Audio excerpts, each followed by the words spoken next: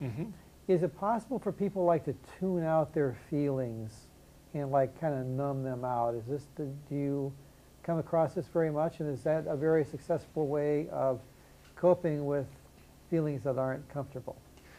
Well, it's successful in terms of feeling numb, but I don't know exactly how you define success there. The thing is, I think one of the biggest drugs we are facing is television and now also the computer and the internet. Interestingly, they measured the brain waves of people who are watching TV, and ultimately people are in trance. You have the same brain waves as if you're in a light trance. So what happens is you remove yourself from your own reality and go into somebody else's reality. Just Now, think about the reality shows. That's now, exactly what happens. wait a minute. You say when we watch TV, it's the same thing as being in a light trance? Yes. So is in that situation, being in a light trance, when we're watching TV, is our subconscious mind more susceptible to suggestions on TV as we take them in? Yes, in a lot of ways, because when you are in a trance, the critical faculty, which is like the barrier between the conscious and the subconscious, is dissolving or even removed. So, some people call it, oh, you're easier to manipulate.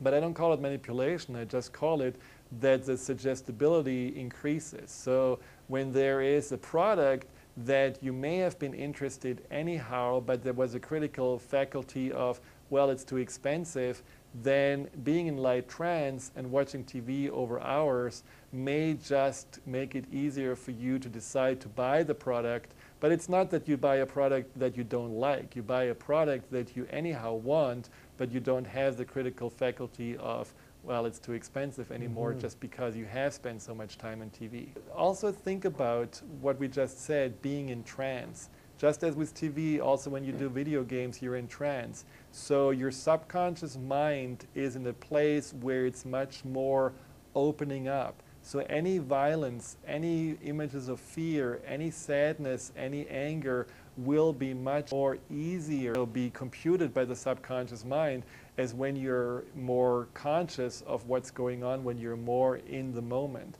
In other words, we can be affected so much more emotionally when we are in a light trance watching TV or doing video games than if we are actually consciously aware. And I think that's the root cause of a lot of anxiety that is going on right now. We need to take care of our subconscious mind in order not to only stay healthy, but also to increase our well-being, because there is an enormous potential in our subconscious mind, and if you want to tap into your full potential, you need to access and work with your subconscious mind.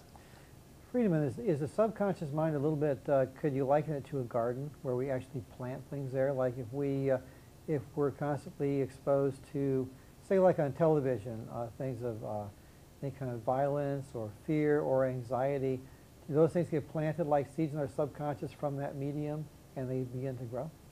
I think a garden is a great analogy, but I also think the subconscious mind in a lot of ways, let's say the emotions that are created by the subconscious mind in a lot of ways have also a life on their own, almost like you could imagine there is an addiction that occurs inside of us. So when you have been experiencing a lot of emotions of anxiety or fear or stress, at one point your subconscious mind and even more your cells actually want this emotion, this energy of stress or anxiety.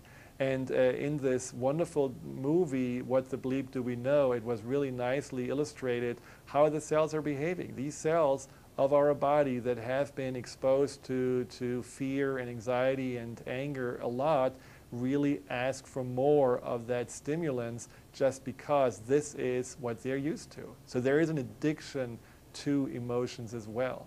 So again, there we come right back to the physical component of the emotions, the subconscious mind, and our thoughts.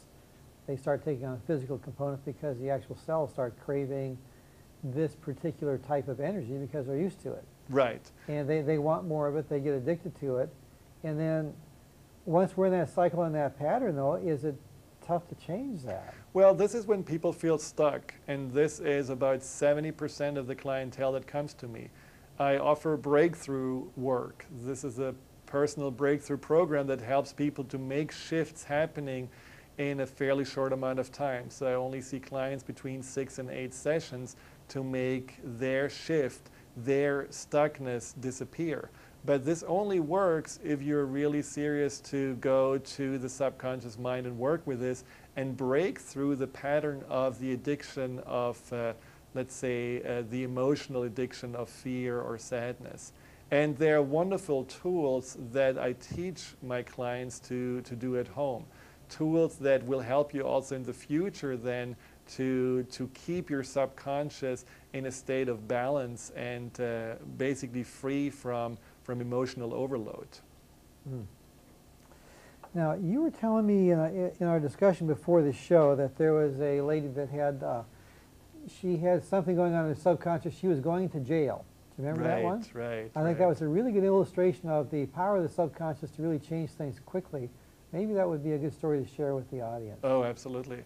You know, claustrophobia is something that a lot of people have experienced. And this woman I worked with, she had claustrophobia since her early childhood, and she could trace it back to a traumatic event when she was a little girl. But since ever then, she was not even able to stay in her sleeping room with the door locked. And she had to go to jail for a few days. And she was really, you know, obviously freaking out, because if you go to jail and have claustrophobia, that's not a good match. So we worked for only 2 hours together, and not only her claustrophobia completely disappeared, but also, and this is going back to this image I showed at the beginning, where you create your reality. Once she could let go of the fear, she was able to see the bigger picture. And what for her came up was, you know, I go to jail to help somebody who is in there. I feel that there is somebody that maybe needs to hear my story or what I have to say. So she went to jail not with the feeling of fear, but with the feeling of, I'm going to make the best out of it. And it was for 3 or 4 days she was in there. And what happened is that she actually found a person that she felt like she connected with, that needed to hear her story. She went out of it and had really, as good as possible, or as good as it was possible at that time, a positive experience. So this is how amazingly fast you can change the behavior that you may have for 40 years in only, you know, 2 hours. So it's a wonderful way of tapping into our infinite possibilities. One thing I want to mention is that we have 10 to the 10 to the 11 nerve endings. That means there's a 10 with 10 zeros behind, 10 times written down. So there are more nerve endings than stars in the sky. And these are all in our body. So using our neural network, this enormous potential more efficiently, can really change your life. More nerve endings than there are stars in the sky. Yeah. Wow. That's something to think about. Yeah. Yeah, you know, it goes back to the infinite possibilities. And I'm always fascinated to see, when I'm working with people, how changes can occur. Changes of people that have been diagnosed and labeled with a lot of different names and diseases, and they were just tired of being in that box, of that label, of that diagnosis, and said, okay, my life has more to offer than that. And so these people were saying, okay, I know that there is a lot of inner wisdom and inner healing power inside of me. What I need to do is just to find the way to access and activate it. And this is what the subconscious mind does. It really helps you to activate and access these abilities.